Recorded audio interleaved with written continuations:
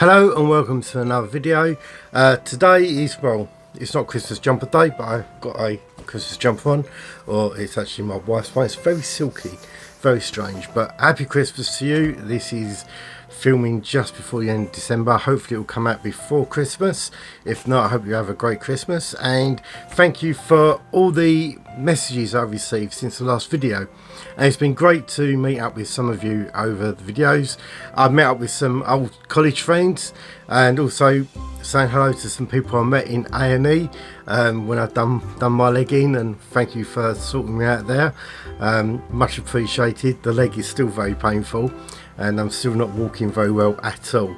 Yeah, it's not walking over a log and falling off is not great for your body at my age, apparently. But today's video is a little bit strange, so I need to make clear that this is not linked in any way to another case that I come across a few years after I knew about this. But of course it spiked my interest because I've already heard of this one, and there's no, although something sort of overlap, that is complete coincidence. Now some of you may have heard of part of this story before, and this isn't about a local event, but it's about a local person that experienced this. And the start of it, we have to go back to Bangalore in India in 1997. So a local gentleman from Grays was actually working in Bangalore for a big IT firm, a American IT firm, and he had an office there. And during his lunch breaks and during the day, they used to walk around the Bangalore market. Now, if you've ever seen any photos of Bangalore market, it's like this really colourful market. It looks like there's loads of flowers over there, like coloured flower tops. Also, obviously, you've got all the rugs, carpets, and a lot of spices. And they have a flea market there. And just outside the flea market, you'd have a lot of sole traders that would line the streets and do food and spices and stuff like that. Every morning, he'd leave his hotel, walk down past the market where these sole traders were, cross the street and go into his main office. But on the corner of his building, there's always a gentleman set up, sitting on his knees, all dressed in white, with this big bowl of what I used to call like these little purses of herbs and spices. And the gentleman was actually blind. So people used to come along, put money into the pot and take these little bundles of spices away with them. So each day this would be the repeated thing that Neil would do. Now Neil was on a 6-month contract to Bangalore from his office in London. During that time he'd been able to explore the whole of India, had some really great experiences, met some fantastic people, and he was really starting to sort of like enjoy the culture, and he would partake in local ceremonies with a lot of people, friends that he'd met in the office there. And he was sort of even thinking at one time that it'd be somewhere that he'd like to come back to for a longer period. So he was asking his work at the time if he could extend his contract or come back the year after to do a longer contract out there. As it turned out, 6 months was the only length of time that he would ever spend out there. Now Neil was in his mid-20s and he'd really sort of embraced the culture. He had made lots of friends in the office, and they would often go out down to the street market on their lunch and try a lot of the street food and see all the other stalls and tapestries and carpets and rugs that was on for sale. Neil got very good at not buying things because it was very easy for him to, well, the first few months was buying stuff and sending it back to England all the time. And all his friends were getting all these rugs and tapestries and tops. But it was now come up to the end of his period being out there for the first 6 months. So over that period, every day Neil had gone into the office, he had seen this gentleman standing on the corner, or kneeling on the corner, with his little bowl of spices. And he'd never actually bought anything from the gentleman. So on this day he decided to go over there, he bought these little packet of spices, he put some money in the pot. The gentleman nodded and they walked away. He describes the gentleman as a big grey beard, bald head but a grey beard, very sort of slender and skinny in stature, and he was sort of like quite bow-legged when he did stand up, but he was completely blind. He said literally his eyes were completely like misted over, his irises, he couldn't see anything. But he could obviously speak, and he would say thank you to people. He'd actually heard him have conversation with people who passed by. A few days passed and he went back and he bought another bag of these spices. He'd actually been putting them on some food, and he actually thought, you know what, I'm going to take some of these back to England because I'm not going to be able to get these out there, and he was thought it would be something really nice that he could share with his friends. As Neil approached the gentleman, there's other people there that were taking up the spices, putting money in the bowl. So Neil just walked up, he put the money in the bowl, went to take the spice, and the gentleman grabbed hold of his hand and he pulled him right towards him, and he was trying to whisper something into his ear. Now unfortunately Neil didn't speak the language, so he couldn't actually understand, and the gentleman was not speaking very clearly anyway. He was sort of mumbling, but he pulled him right way down to his face, and he said that his breath was a real foul smell, and the whole body odour of the gentleman was quite repulsive. And as he touched his skin, he said the gentleman's hands were icy cold, and his hands were almost like transparent. The skin was like really transparent on his hands, and he pulled him down. He just wouldn't let him go. Neil eventually pulled away. As he was walking away from the gentleman just started shouting and screaming at him, and everybody in the street was turning around looking at him, and he sort of backed off into his office building, went up and was telling his friends, in the office what had happened. And they turned around and said, well, it's really unlike him. He's never done like that. He's been out there sort of like for 10 years. He's never done anything like that. So something must be wrong. So they went down. As they went back down there to see the gentleman, he had actually gone. So they said, well, no, the next day we'll have a word with him. Unfortunately, the next day the gentleman didn't come back. Neil only had a week left on his contract, and over that period of time the gentleman never returned to the corner of the building, which his work colleague said was totally out of character. He had always been there, he never missed a day. When the office was open, he would be sitting there on the corner selling his little purses of spices. Now unfortunately Neil couldn't get this gentleman out of his mind, and he got to a stage where even when he was sleeping in the hotel, he would get images of this gentleman pulling him down right close in his face with his glassy eyes and the smell and his skin, and he would sort of wake up in a cold sweat, and he started swearing that he'd often hear the gentleman's voice coming down the hallway in the hotel. He'd look around the corridors to see if the gentleman was there, and he obviously wasn't. And he was thinking, well, I've only got a couple of days left, and then I can fly back to England and put India behind me. It actually affected him quite badly that it had changed his view of going back to India. Now, it's quite strange that something, I guess, little like that could trigger a change in emotion. But it affected Neil quite badly that these images kept coming to his head, and he kept seeing these images of the eyes staring at him. And he's young, he's in his mid-20s, and it disturbed him. It can disturb him. He was out there on his own, he had made friends out there, but this Indian gentleman had really got to him. It sort of stuck into him, and he couldn't let go of it. So at the end of December 1997, Neil returned to London, and he was quite thankful for it. Christmas was non-eventful. It was a normal time. He was going to London, going back to work into his normal office. He'd relay some of his stories and some of the stuff that happened to him in India. He told a couple of his work colleagues about the strange Indian man standing on the corner with his eyes, and they all sort of laughed and thought it was quite comical. And then as the new year kicked in, so we're moving into 1998 now, so midway through January, Neil woke up in the morning in a cold sweat. Now he lived in Grays. He'd left that morning, still quite shaken. He weren't quite sure why he didn't feel well. He got onto the train at Grays train station and was going through. And as he got through to Dagenham Dock, he was looking out like he did most mornings onto the platform. He see this Indian gentleman just standing there in the white gown, scrawny, bow-legged, looking straight through the window at Neil. Neil sort of jumped with shock, and the train pulled away, and he's looking at the window to see if he was still there.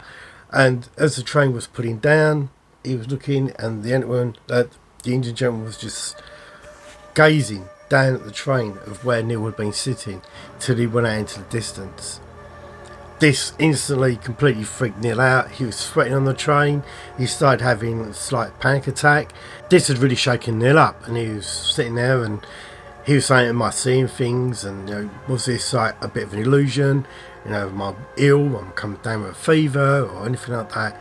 But he carried on his journey into London. He got off the train at Fenchurch Street, went down the stairs, and as he came out of Fenchurch Street, the halfway down, you can go down into Tower Hill. So you come out and you just go up the road a little bit and you turn left into Tower Hill, and you can go into the tube station there and go down. As he turned the corner, where I would say normally you've got a newspaper stand there, and where they do some of the Jack the Ripper tours stand out and they sell chestnuts and all that.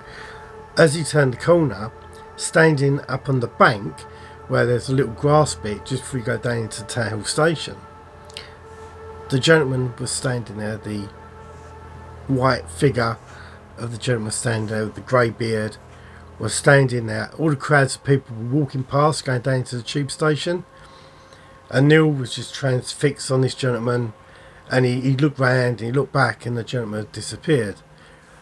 When that happened, Neil was more convinced that it was him. He was seeing things, that this gentleman wasn't really there. So he'd gone to the tube, got into the office. He said, I think I'm come down with something. I woke up this morning in a real cold sweat, and I started having like this anxiety attack on the train, and I was getting flashbacks of being in India, and these smells were coming through, and I see these stupid images, and they said, well, do you want to take some time off? And Neil said, well, I don't really want to, because I've been away. They said, yeah, but you have been away. You've really burnt the candle at both ends. We've really appreciated what you've been doing. So what we'd like, take a week off, recuperate, and come back fresh. You've got a holiday owing to you, so take some time. So Neil thought, great, yeah, I'm going to take that time. I'm going to finish the end of the day and I can go home. He was about to move into a new build down at Trafford 100, and he's thinking that, I can get home and it'll give me that week to pack up some stuff and get stuff that's obviously going to storage. He was actually planning to move back with his mum for a while until the house was completely ready. And do you know what? I can't remember how long it was he was going to have to wait at his mum's, but he got home that day from work, the same day he had imagined thought he'd see the gentleman at the train station. And as he got home, his home phone was ringing. He picked the phone up, and his mum at the hospital, and was telling him that his dad had actually suffered a heart attack and had passed away. So Neil's next week was full of emotion and trauma and the upset. He ended up taking quite a longer period off of work while the funeral went on, and then he moved himself back into his mum's house. He looked after his mum for some time. So he decided that he wasn't actually going to move. He was actually going to stay with his mum. So he's let his flat go and just moved in with his mum. So in March 1998, Neil was on a trip up to York. Now this was meant to be a lad's night out, or a stag weekend. Neil wasn't really up to it, but he thought he'd go anyway. He decided that he wasn't going to be drinking on the stag night and he was going to be a driver. So they all went up there during the weekend. And I don't really know York that well. I know there were some clubs there they were going to. On the Saturday during the day they drove up there, and the plan was to go to these clubs around York and then come back to the hotel probably around about 2 o'clock. Neil was seen as the most responsible member of the group. Everyone gave him the money to look after, and because he wasn't drinking, and if anything happened they wouldn't lose all their money or all their wallets or anything like that. So this is the time, I think mobile phones were just coming out about that time, 98. Yeah, I think I got my first mobile in about 98, 97. So yeah, but it wasn't massively common back then. It wasn't something everybody had. So I don't think they would have had mobile phones, but he didn't mention it anyway. So anyway, by and by, Neil's got all the stuff. He's sitting there drinking his Pepsi while everyone's having a good time. He was joining in, and he didn't have to be drunk to enjoy himself. But they were all going outside and walking. They'd all left the club and walking down to another club down these old streets. And everyone was drunk and some were falling over. Neil was picking them up, and he said, right, here's the next club. As they turned the corner, standing on the corner was the gentleman that Neil had met in India. Again, in freezing cold weather, dressed in white, with bow legs, just staring straight at Neil. It's like an omen, and he's starting thinking, last time I see him, my dad died. And this had become a little bit of thing that Neil had been going over in his head. Did he see that gentleman? Was it an omen, a warning there's something that's going to happen that day. Now, I guess as humans, we try to tie things into things and we explain bad events happening. So it'll be an easy conclusion to jump to. Of course, for Neil, it's the first time he had seen the man from India since that day his dad died, and he's thinking, is this an omen that something bad was going to happen?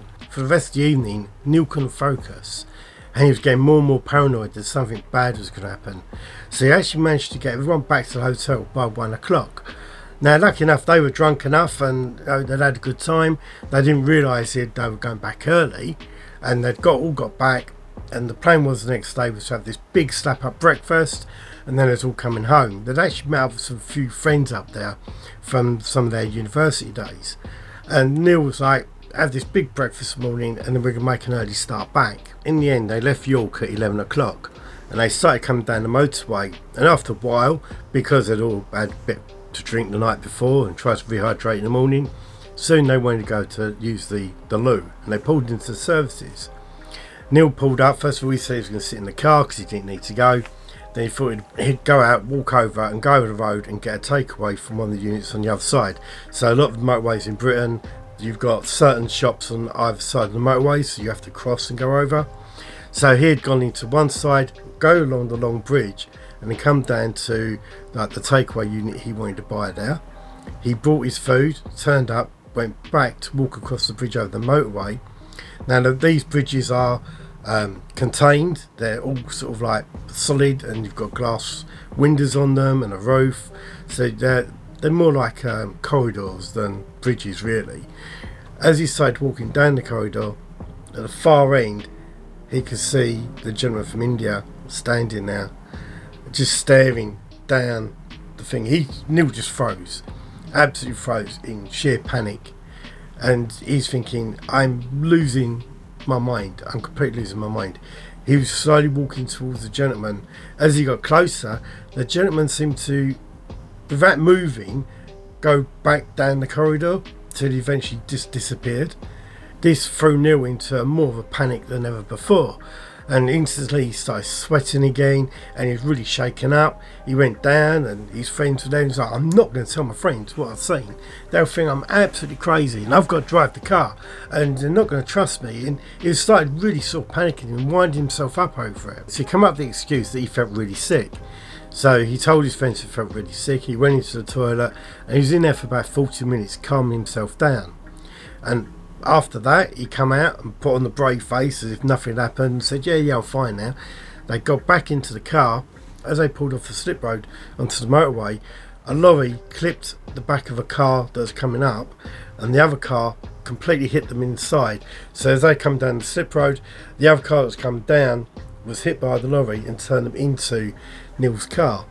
Neil's car flipped and rolled and hit the barriers on the side. Now, unfortunately, Neil was badly hurt and two of his friends were put into intensive care. Now, Neil suffered some pretty bad broken legs, ribs and some damage to his spine. His friends, which were hearing what Neil had suffered, were worse off and they were on intensive care for quite some time, but they all made a full recovery. This did not help Neil in the belief that this figure, this man from India, was becoming a bit of a bad omen for him. So he was building up a really big fear if he ever see this gentleman again, something really bad was going to happen. So due to the accident, Neil was on a long road of recovery back to his full fitness, and part of this was a series of operations that he had to have on his back and his legs. Now, Neil was also at this time suffering quite severe mental trauma over what had happened to him during the accident and linking it to this gentleman that he kept seeing. And he was contemplating going to talk to someone with counselling or therapy, but this was, we're not in like 2000s yet, and it was still, it's hard to think how much we've come on in mental health. Back then, you did not talk about stuff like that. You did not. You kept yourself. You didn't talk about those sort of fears. And it wasn't until I say 2003, 2002, maybe. That getting therapy and counselling and bereavement counselling become normal. And I think a lot of the big American firms that were in London at the time normalised people going for counselling and therapy. But for Neil, he decided that he wasn't going to go down. He wasn't ready to go down that route just yet. Now, as I said, he was due to have some operations, and this comes to August 1999 when he was having some pretty serious back surgery. He'd gone into Basel Hospital. He had been put on the ward waiting for his operation. Now, while he was sitting there, he was all ganged up and just sitting there. He hadn't eaten the day before, and he was just waiting for the time to come, for the doctor to come up, speak to him before the operation, and then they were going to give him the anaesthetic and take him down. Now, he looked at himself in a mirror in the ward, and he had this white gown on, and he had a flashback to the gentleman he met in India, thinking that this white gown reminded him of what the gentleman was wearing. And he sort of just went cold and sort of like trying to blank out of his mind. He sat down on the bed, and the doctor walked around the corner and said, right, we're going to give you your checkup now and take your vitals, and then in the next 10 minutes we're going to come up and start doing the procedures and get you ready for your operation. As the doctors left, Neil heard a sound that he hadn't really heard since the hotel room back in India. That shouting noise that the gentleman from India was making when he was shouting at Neil beforehand. This just made Neil's blood run cold. And for him, this was the worst time in his life that he would ever get this flashback just before he was going to go down to an operation. Now he's thinking, I put this myself. I thought of it, I had a flashback. I looked at myself in the mirror, it reminded me of him, and I'm making it up. Which he probably was, to be truthful. If two sides, if they're not a real omen or whatever, this is a sensible conclusion for Neil to come to at that time. Neil decided that before they was going to fit him with a catheter, he was going to go to the loo himself. He walked into the loo, done his business, come out, and down the corridor, the gentleman was standing there. This completely done Neil. He went into complete and utter panic attack. Now, the hospital believed that, obviously thought that this was because he was having the operation. Neil thought this was a sign that he was going to die. So, he didn't want to have the operation. He was adamant that he was not going to have the operation. After some time, the doctors convinced him that everything was going to be okay. And Neil went down for the operation and everything was absolutely fine. He came through the operation, and knowing that, Neil went on for the next few years to have no events of this gentleman. In fact, during those periods up till 2005, Neil had a pretty perfect life. He got on well back at work, everything was back in his memories, he wasn't thinking of anything, he'd got into a serious relationship, talking about getting married, and then we hit 2005. Now, during the years from 1999 to 2005, Neil had moved out from his mum's and he was now living in Stamford with his fiancée. We come to July in 2005. Neil gets up early for work, he's still working in London. He goes down to Stamford's train station, he gets on the train, thinking nothing of it. He puts his headphones on and he sits back and he starts staring out the window. As the train pulls into East Tilbury, all of a sudden, out of the blue, he sees this gentleman from India standing on the platform. Neil can't believe it. He looks and he looks again and he's like, am I making it up? He looked and then the figure disappeared. And he just thought, a flashback.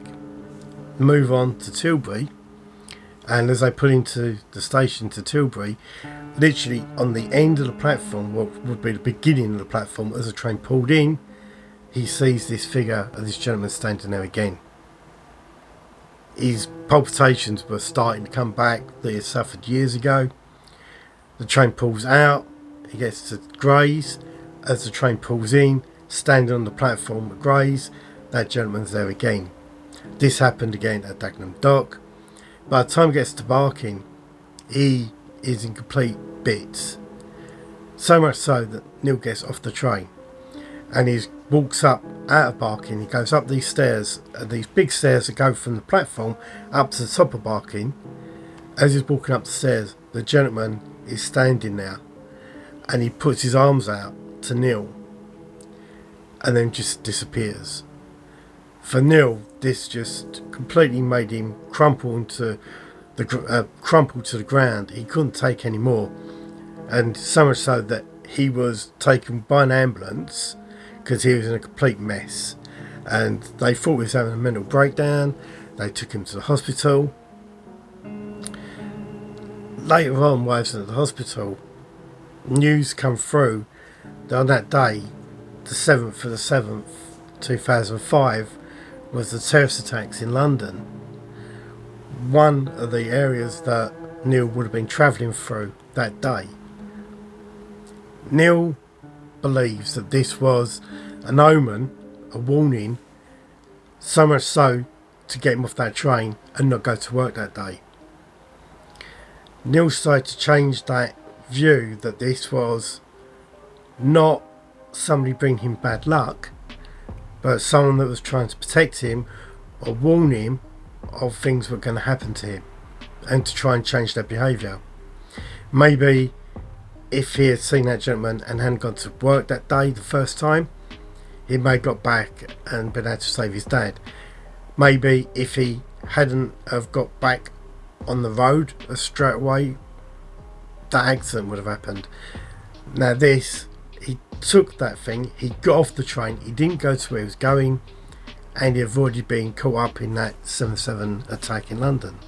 What the outcome of this was is that Neil calmed down, that he put this into a context that he could understand, and it was decided he did not need mental help, that this believed now that this was a real omen, maybe a good Samaritan guide or a spirit guide that was coming to look after him, and that he needed to listen to this spirit more, or this man from India more. Via doing that, it did cause some stress in his relationship with his girlfriend. They did get married, and for a few years everything seems to be okay for Neil. But as time went on, he would start seeing this gentleman in places like Eastgate in Basildon. He'd see them in Coronham Town Centre, and he'd start making decisions to all his life based around seeing this figure. In 2011, Neil contacted me via Thurrock Paranormal and wanted to talk about what had happened. I was friends with spiritualist mediums.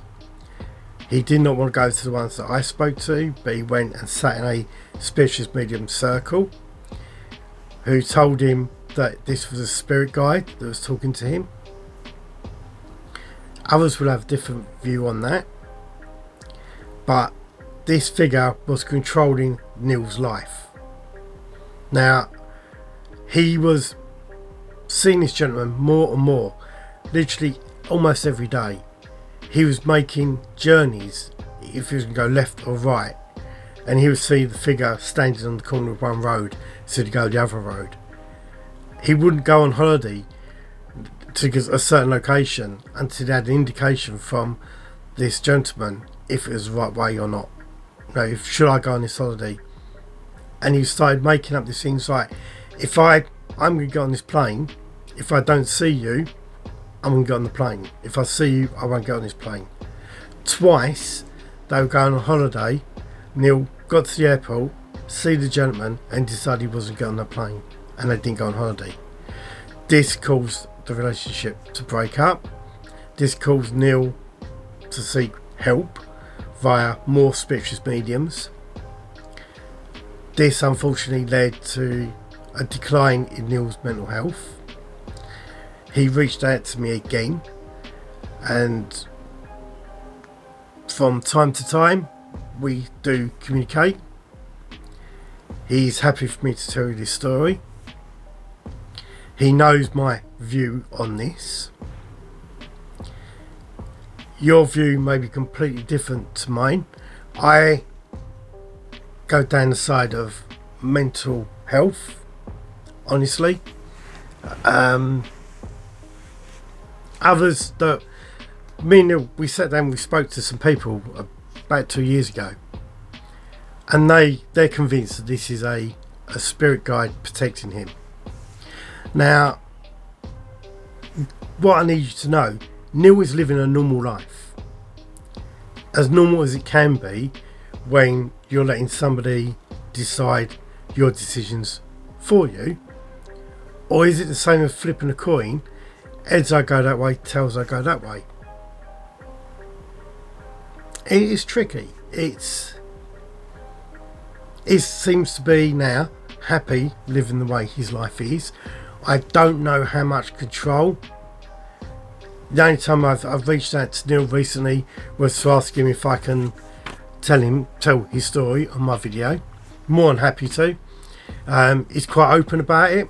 If you know him, and some of you may know him, I'm sure you know this story. I said he should write a book about it because he goes into a lot more detail than I do. I wanted to do a proper interview with him, but he wasn't up for coming on camera. He's a lovely gentleman. As I say, he knows my view about the mental health side of it. He never wanted to come to me to talk about that side of it. He came to me because of the paranormal stuff, the paranormal stuff I did. I wish you'd seen Stephen and Elaine, who are the two spiritual mediums that we use on Thurrock Paranormal, because I think he would have found great help there. They knew both sides of the spectrum. Anyway, I hope you found this video interesting. A little bit different. Wasn't about a location. This was more about a person and a situation that developed. The reason why I've done this one, because I did tell Neil what I was going to do before Christmas, and I wanted to get it out before Christmas.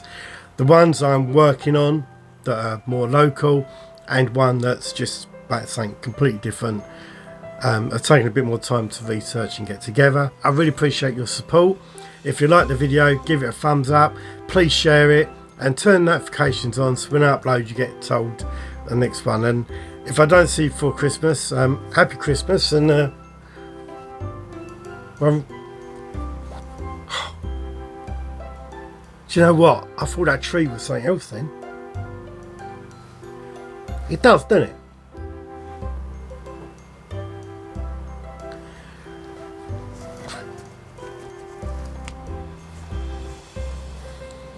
Bit concerned there. Rude off.